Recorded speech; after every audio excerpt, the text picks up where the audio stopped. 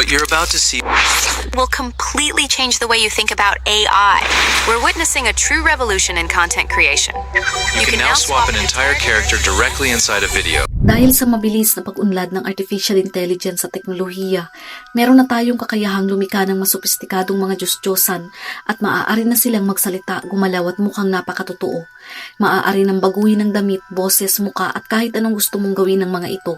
Ang katotohanan, ang mga Diyos-Diyosan sa kasalukuyang panahon ay hindi na mga estatwa, kundi mga gawa sa teknolohiya tulad ng 3D, hologram, robot o mga nilalang sa virtual reality.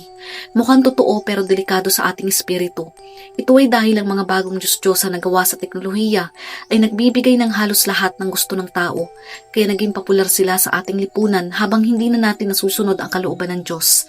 May isang simbahan sa Switzerland na nagbukas ng proyekto para sa eksperimento daw. Gumawa sila ng isang digital na Jesus na pinapagana gamit ang AI at pwede itong kausapin ng sino mang bisita.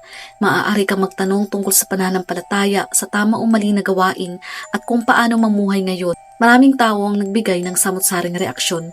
Sabi ng iba maganda ito dahil pinapakita kung paano maaaring sumabay ang pananampalataya sa bagong teknolohiya.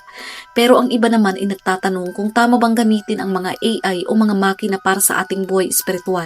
Pero ang totoo, ang kahusayan ng mga AI ay nakakaakit sa ating laman pero pumapatay naman ang espiritu. Tulad ng mga sinaunang pagano na sumamba sa mga idolo at Diyos-Diyosan para sa magandang ani, ang mga tao naman ngayon ay sumusunod sa teknolohiya na nagbibigay ng anumang gusto nila katulad ng pansamantalang mga aliw. Ang mga tekno-Diyos na ito ay nag-aalok ng pansamantalang kasiyahan pero kalaunan na isasaktan ng ating kaluluwa. Sinabi ng mga pinuno ng simbahan na eksperimento lang muna ito. Gusto nilang makapagsimula ng usapan tungkol sa kung ano ang pinaniniwalaan natin at ano pa kaya ang magagawa ng AI sa hinaharap.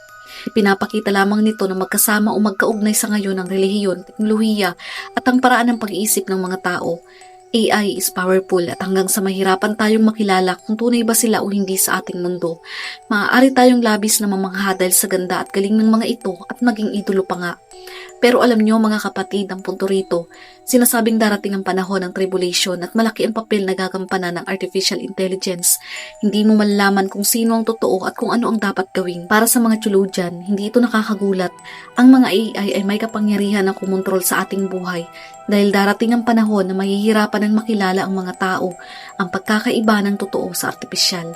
Ang ating makabagong teknolohiya, AI o mga digital na avatar na parang totoo ay katulad ng larawan ng halimaw na inilalarawan sa Apokalipsis. Sabi sa Apokalipsis 13 verse 14 to 15, nalinlang niya ang lahat ng tao sa lupa sa pamamagitan ng mga kababalaghang kanyang ginawa sa harapan ng unang halimaw. Nahikayat niya ang mga taong gumawa ng isang larawan ng unang halimaw na nasugatan ng tabak ngunit nabuhay. Ipinahintulot din sa kanya na bigyan niya ng hininga ang larawan ng unang halimaw, kaya't nakapagsalita ang larawan at ipinapatay nito ang lahat ng ayaw sumamba sa kanya. May isang nilalang na manlilinlang sa lahat ng tao pagdating ng tribulation. Gagawa siya ng mga bagay na tila himala o kababalaghan. Gagamit siya ng mga kapansin-pansing gawa at panggigipit para mapilit ang mga tao na igalang at sambahin ng halimaw. Binigyan din dito ang kakayahang maninlang ng puwersa ng kasamaan sa pamamagitan ng mga kababalaghan na maaaring maiugnay sa mga teknolohiya kung saan ay lumili ka ng mga larawan na parang may buhay. Kung hindi ka mapapasama sa rapture, baka hindi mo napapansin na nalilinlang ka na. Maaaring mukhang tao sila pero sa totoo lamang ay mga halimaw na. Kapag dumating na ang panahon ng mga huling araw, maraming tao ang malilinlang ng Antikristo at maaaring gamitin ang bagong teknolohiya. Sabi nga sa Revelation, sasamba sa kanya ang lahat ng nabubuhay sa ibabaw ng lupa, maliban sa mga taong ang mga pangalan ay nakasulat sa aklat ng buhay bago pa manlikain ng sanlibutan. Bagamat pasama ng pasama ang panahong ito ng transhumanismo, may malaking pag-asa pa rin. Ang sagot sa ngayong digital na panahon ay ang ebanghelyo ng Panginoong Jesucristo bilang Panginoon at tagapagligtas. Ang Diyos ang daan, ang katotohanan at ang buhay. Walang ibang kaparaanan para maligtas sa mundong ito, kundi tanging ang Panginoong Jesucristo lamang. Hindi natin mapipigil ang katotohanan, lalagana pa ang panlilinlang kay repentance ang pinakamahalaga. Kailangan nating magkaroon ng personal na relasyon sa Panginoong Jesucristo bago mahuli ang lahat. Kailangan nating tanggapin ang Panginoong Hesus bilang Diyos at tagapagligtas, habang ang mga salita ng Diyos sa Biblia ang magbibigay sa atin ng tamang gabay at tunay na direksyon sa panahong ito ng teknolohiya.